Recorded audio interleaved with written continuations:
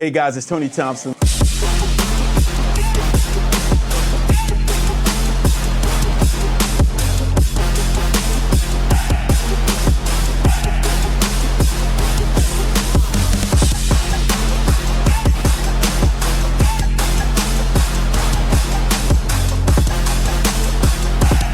Welcome back to another episode of Chasing Excellence.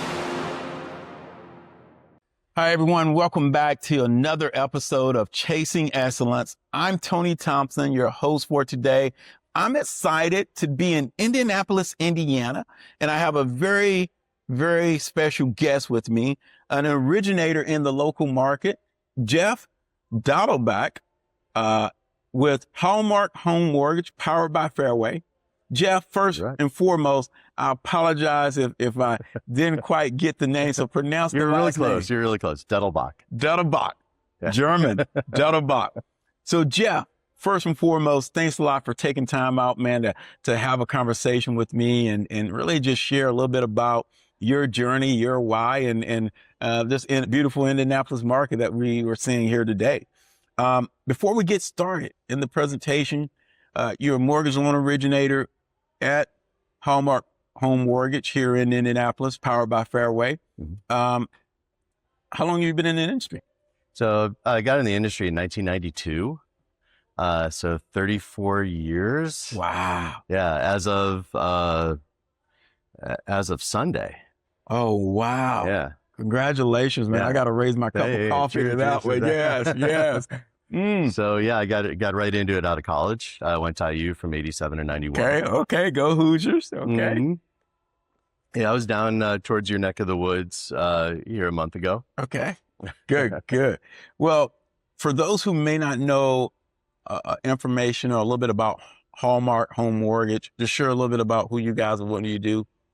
Well, we are a mortgage banker, and we were a mortgage banker prior to our integration with Fairway last June.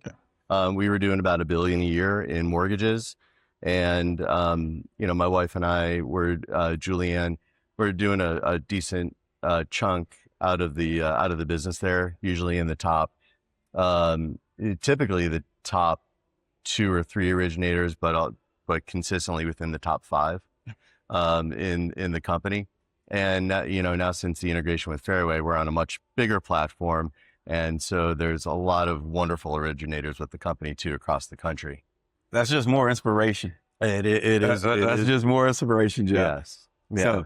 So, Jeff, I like to say we all have a story of how we got into the mortgage industry. What's your story, Jeff? I'll try and keep it short. I know we don't have a whole lot of time, but so again, I went to Indiana University, and I will say go Hoosiers as well, from 87 to 91. And during that time, I was working at the IU Foundation, where at night we would call alumni and ask them for donations to the foundation. And at the time, that was so outside my comfort zone. I was so much an introvert in college, and that job really helped me come out of my shell and really gave me the skill sets, in addition to the education, to be able to go in the mortgage industry. The people that I met at the IU Foundation, some of them were working at a mortgage company in Indianapolis. And so after college, I started working with them back in the days where you had full telemarketing departments. Okay. And I started as a telemarketer for really just a couple months, and then was a telemarketing manager. And then quickly, within a year, moved into the origination side, just because I saw the potential to help a lot of people get into a home and hopefully their dream home. Wow. Telemarketer to top producer. I love that. Wow. And they may not have heard, you have a co-partner. Your wife, your spouse is in the industry as well.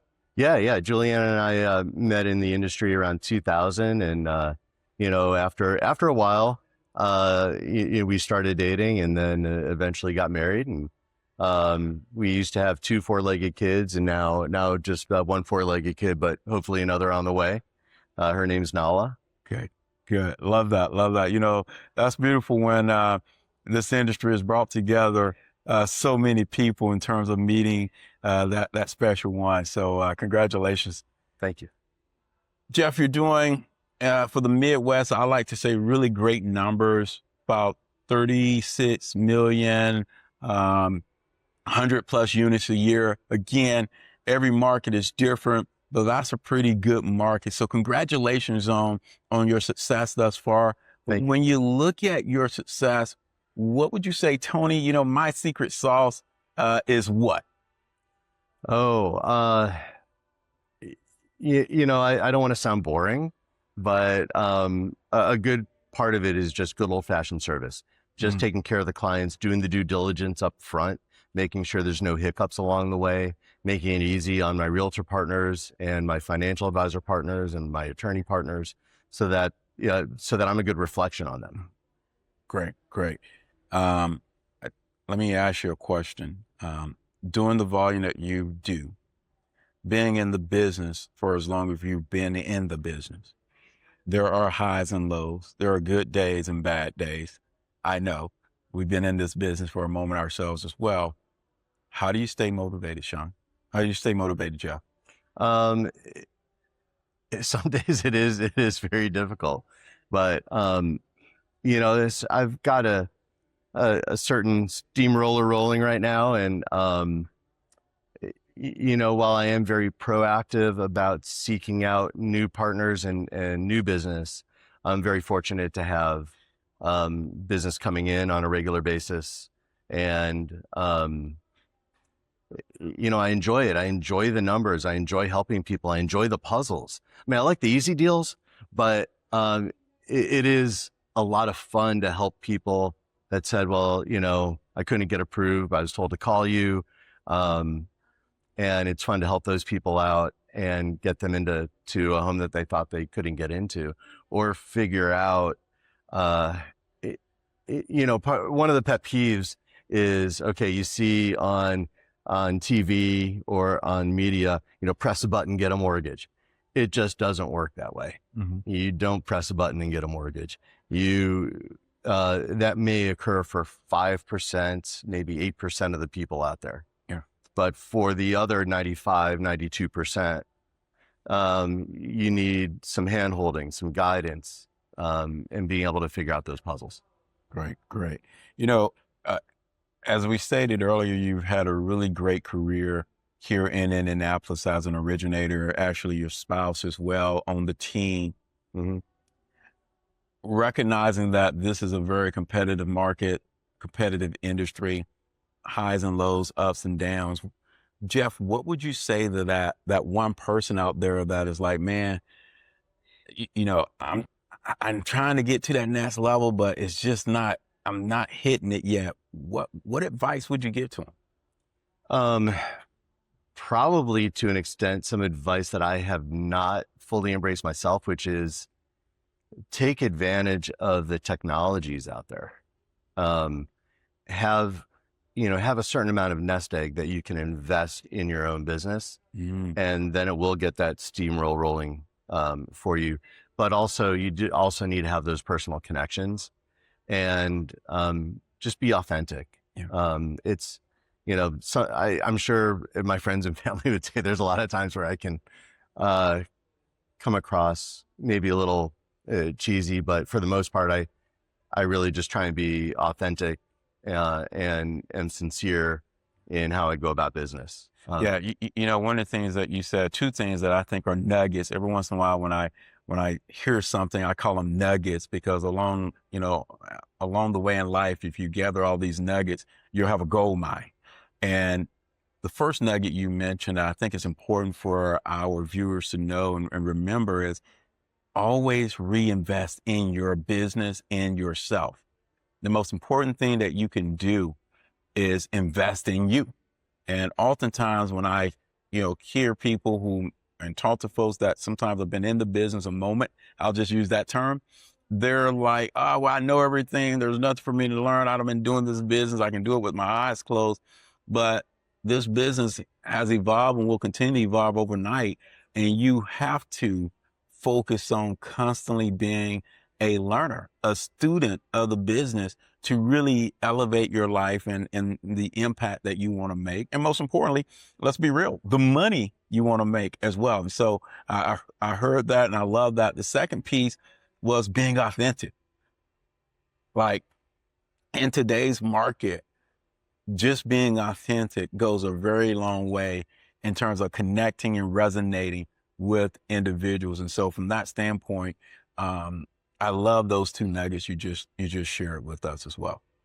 Yeah. And, I mean, I do a certain amount of networking. I think it's good for originators that are trying to build their business to do networking and do more what I call, more of a rifle approach than the shotgun approach. Okay. You don't want to go in a scenario and collect as many business cards as you can. You want to go in and connect with one person there. And after networking, the follow-up, the persistence afterwards goes a long way. Great. Jeff, and one of the things that I like about... I've been called worse, but... No. It's the coffee, but I promise you, it's the coffee. Having said that though, Jeff, one of the things that I love about this industry is we have the ability to create our own success. And when you look back over your career, what would be one thing that you would have told your younger self to do then that you know now that could just have 10x more where you are in life? Oh gosh, I would say be prepared to do more managing, specifically of a team. And especially nowadays with all the industry's changed infinitely over the last 30 years. And you have to be able to roll with that change. And my point, but just, I guess, be able to roll with the changes. And it's hard to be a lone wolf out there. You need the support, you need the team. Yeah, absolutely. I agree. And and I've been incredibly, I know we're going to talk about some stuff later, but I've been incredibly fortunate to have really great people support me, especially Julianne. And luckily she's, in the mortgage industry and she's a great originator. Right. And she does an amazing job and cares so passionately about her clients, but her patience with me is immeasurable. Well, I always say, no matter who you are, no matter what you do, if you're in the mortgage industry, you need a very strong support system. And certainly when you're originating, you need one even more so because of the mental wear and tear that this business has on you over time. As well as, as you stated, every file and every client is unique. And although we're mortgage originators, we're also therapists, we're also priests, we're also individuals that take on a lot and hear a lot. And so you've got to have your network and your system that supports you to help pick you up when you're having that bad day, that down day as well. And so, again, another nugget, make sure you have 3 to 5 people that are your support system that can help you when you have that down day or when you just need an off ramp to be able to talk. Jeff, I never like to end our podcast without talking about gratefulness. What are you most grateful for? Well, first of all, most grateful for my wife and my puppy Nala. She brings a lot of joy and therapy and patience and excitement to our lives. And I am grateful for the support system that I have, both in work and out of work. I'm grateful that I still have a certain amount of my health, although it gets more difficult as we get older. Yeah. And grateful to still that we still have our parents and a lot of our family around. Wow. I love that. I love that. I love that. I'm grateful that we had a chance to sit down, talk shop, get to know each other a little bit better, talk about the indie market. And most importantly, I'm very thankful in terms of just having the opportunity to understand and learn more about your journey, Jeff, Congratulations to you on where you come from, where you are today. I can't wait to come back to Indy in the future, have this second conversation and look to see the journey and the road that you've taken to continue to elevate and impact your business. I'm Tony Thompson. I want to thank you guys for joining us for another episode of Chasing Excellence. And I look forward to seeing you on our next episode.